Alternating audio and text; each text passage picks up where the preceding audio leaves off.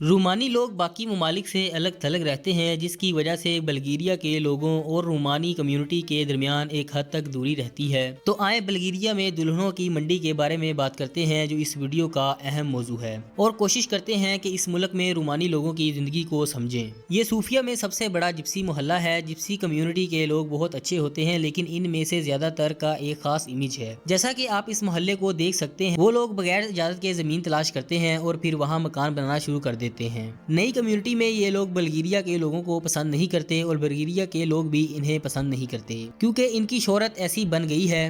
بلغیریا کے لوگوں کا بنیادی مسئلہ یہ ہے کہ رومانی لوگ بجلی اور پانی جیسی ضروری خدمات کا بل ادا کیے بغیر ان کا غیر قانونی طور پر استعمال کرتے ہیں۔ بلغیریا کے لوگ سمجھتے ہیں کہ رومانی کے اس غیر قانونی استعمال کے اخراجات ان کے ٹیکس میں شامل کیے جاتے ہیں۔ اسی وجہ سے بلغیریا کے لوگ رومانی کے بارے میں سرد رویہ رکھتے ہیں اور ان کے طرز زندگی کو ایک مسئلے کے طور پر دیکھتے ہیں۔ سالوں پہلے بلغیریا میں رومانی لوگوں کی تعداد زیادہ تھی، لیکن جب بلغیریا نے اقوام متحدہ میں شمولیت اختیار کی اور ان کی سرحدیں کھل گئیں، بہت سے رومانی لوگ یورپی ممالک کی طرف چلے گئے۔ اس کے نتیجے میں حالیہ برسوں میں بلغیریا میں رومانی آبادی کم ہو گئی۔ بلغیریا میں رومانی لوگوں کے پاس بلغیریا کی آئیڈینٹی موجود ہے اور انہیں ووٹ ڈالنے کا حق حاصل ہے، اور الیکشنز میں ان کے ووٹ خریدے جاتے ہیں۔ بلغیریا کے لوگ رومانی کو تیگانی کہتے ہیں، لیکن رومانی لوگ چاہتے ہیں کہ انہیں رومی کہا جائے۔ بلغیریا میں رہنے والے بہت سے رومی لوگ اصل میں ہندوستان سے آئے تھے اور اپنے کلچر کو ساتھ لے کر آئے تھے، اور ان میں سے کچھ موسیقی کے ماہر ہیں۔ اپنی مشکل زندگی کی وجہ سے بلغیریا میں رومانی لوگ ایک منفرد سالانہ کلچر رکھتے ہیں۔ یہ کلچر ان کی زندگیوں کو بہتر بنانے کا ایک ذریعہ سمجھا جاتا ہے اور ان کے لیے بہت اہم ہے۔ اگرچہ وہ غربت کی زندگی گزار رہے ہیں، وہ اس کلچر کو امید اور موقع کے طور پر دیکھتے ہیں۔ بلغیریا میں بے روزگاری کی شرح کافی زیادہ ہے اور بہت سے لوگ غربت میں زندگی گزارنے پر مجبور ہیں، لیکن رومانی لوگوں کی زندگی کا معیار عام طور پر بہت کم ہے۔ اپنی حالت بہتر کرنے کے لیے کچھ رومانی خاندان اپنی بیٹیوں کا استعمال کرتے ہیں۔ ماضی میں اناطولیہ کی ثقافت میں جب ایک مرد عورت کی شادی ہوتی تھی تو مرد کا ایک خاندان عورت کے والد کو جہیز دیتا تھا۔ اس کا ذکر اکثر پرانی ترک فلموں میں بھی ہوتا ہے۔ دوسرے لفظوں میں، شادی کے بدلے میں لڑکی کے خاندان کو پیسے دیے جاتے تھے۔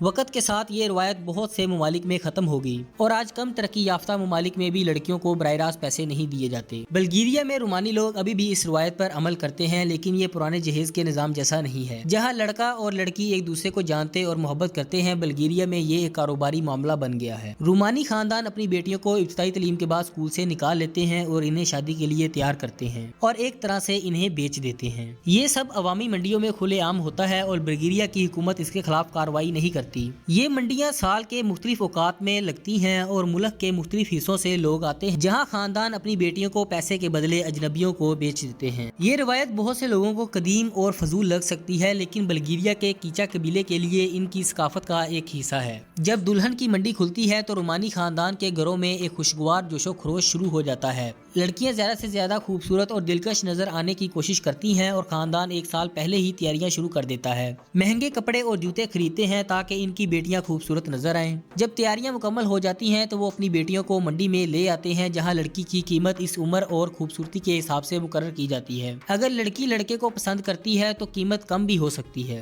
جو 10,000 سے 20,000 لیوا یا اس سے بھی زیادہ ہو سکتی ہے۔ انٹرسٹنگ بات یہ ہے کہ ان شادیوں میں لڑکیوں کو مجبور نہیں کیا جاتا، وہ خوشی سے منڈیوں میں آتی ہیں اور اس صورتحال سے مطمئن نظر آتی ہیں۔ اگر کسی خاندان کو اپنی بیٹی کے لیے بڑی قیمت ملتی ہے تو وہ فخر محسوس کرتے ہیں اور ہر موقع پر اس کا ذکر کرتے ہیں۔ اگر ان کی اپنی شادی بھی اس طریقے سے ہوئی ہو تو وہ فخر سے بتاتے ہیں کہ اس نے اپنی بیوی کو کتنی قیمت میں خریدا ہے۔ جب خاندان منڈی میں جاتا ہے تو بیٹی کی شادی کا فیصلہ باپ اور ماں دونوں کی مرضی سے ہوتا ہے۔ اگرچہ باپ چاہتا ہو کہ شادی ہو جائے، لیکن اگر ماں یا بیٹی کو لڑکا پسند نہ آئے تو وہ اس رشتے کو رد بھی کر سکتے ہیں۔ منڈی میں ایک دلہن کی قیمت تقریباً 20,000 سے 50,000 لیوا تک بھی ہو سکتی ہے، جو بلغیریا میں رہنے والوں کے رومانی خاندان کے لیے بڑی رقم ہوتی ہے۔ کیونکہ بلغیریا یورپ کے غریب ممالک میں سے ایک ہے تو وہاں ڈالر کی بہت زیادہ قدر ہے، اس لیے 50,000 لیوا تقریباً 27,000 ڈالر کو جہیز کے لیے ایک اہم رقم سمجھا جاتا ہے۔ بہت سے لوگ باشمول رومانی ترکی جیسے پڑوسی ممالک میں خریداری کرنے جاتے ہیں کیونکہ وہاں پیسہ زیادہ ہے۔ لوگوں کو پیسے دے کر خریدنا اچھی بات نہیں ہے۔ اس سے بھی عجیب بات یہ ہے کہ دلہن اور دولہا عام طور پر مارکیٹ میں پہلی بار ایک دوسرے کو دیکھتے ہیں۔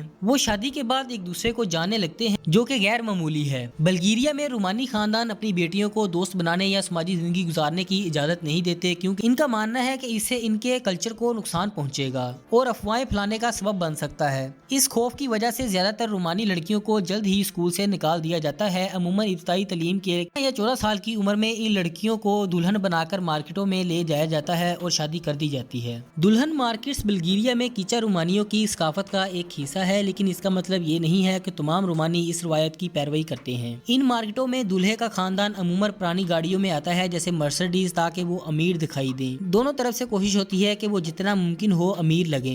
मुख्तलिफ मुकामी रक्स पेश किए जाते हैं और लोग आपस में मिलजुल कर बातचीत करते हैं, जिससे ये एक मेले जैसा माहौल बन जाता है। कुछ लोग महज तफरीह के लिए आते हैं, चाहे वो शादी के लिए ना भी देख रहे हों। जब मार्केट में मुहद्दा तय पा जाता है तो दुल्हन के घर वाले एक जश्न मनाते हैं, जहां दुल्हा भी इस जश्न में शामिल होता है। रक्स और मौसीकी के साथ, जो रूमानियों को बहुत पसंद है, इन सब का एहतमाम किया जाता है। रूमानी लोग अपनी कल्चर और रवायात को बरकरार रखने के लिए बहुत कोशिश करते हैं। इंटरटेनमेंट पर तवज्जो देते हैं, ना कि पैसे बचाने पर, और अपने तर्ज जिंदगी में खुश हैं। आप दुनिया के तकरीबन हर कोने में रूमानी बरादरियों को देख और मिल सकते हैं।